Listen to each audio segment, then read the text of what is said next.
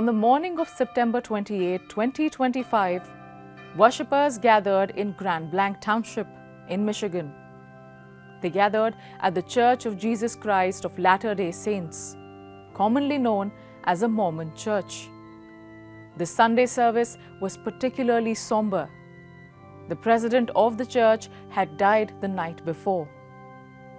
But what began as a solemn service turned into one of the darkest moments in the community's history.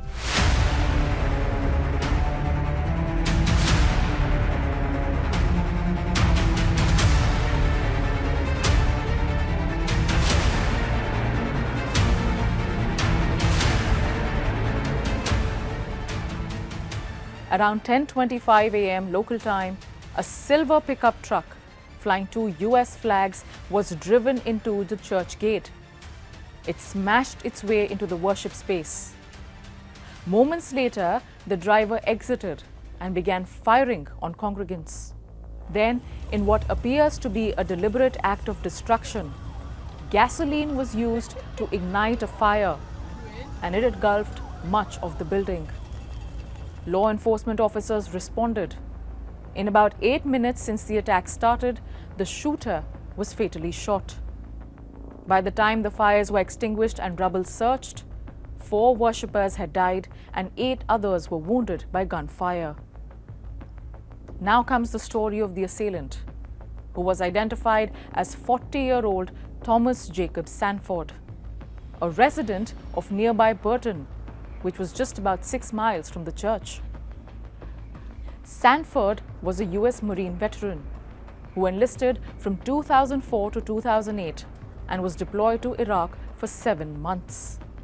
Sanford's home bore a political sign referencing Donald Trump, and images show that he had worn a, quote, "Make Liberals Cry Again" t-shirt in family photos. But investigations have found no clear evidence yet linking the shooting to a specific political ideology or organized extremist group. The FBI has classified the attack as a, quote, "act of targeted violence." While investigators are still searching for a definitive motive, early evidence is pointing to targeted religious hatred. White House officials have cited FBI findings, saying that Sanford hated people of the Mormon faith. A local city council candidate who canvassed Sanford described a conversation on September 22nd, just days before this attack.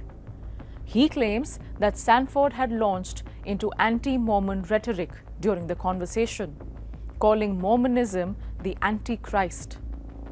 According to that witness, Sanford questioned Mormon beliefs and said that he had been involved in a past relationship with a Mormon family.